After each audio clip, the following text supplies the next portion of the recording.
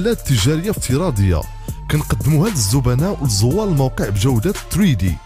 وفي هذا المول كنلقاو جوج انواع ديال المحلات التجارية. النوع الاول مخصص للسلع والخدمات اللي كتنتجها وكتقدمها اتستو ماركت وان، وكتحمل علامتها التجارية وكتباع بالجملة فقط.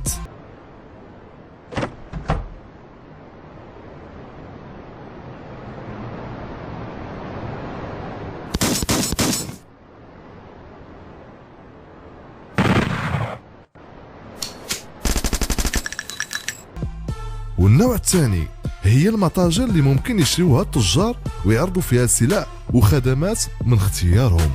وفي هذا الإطار يمكن لهم يبيعوا السلع اللي يشريوها من أي تاجر جملة آخر أو لا من صناعتهم الخاصة، أو يشريوا من المحلات من النوع الأول سلع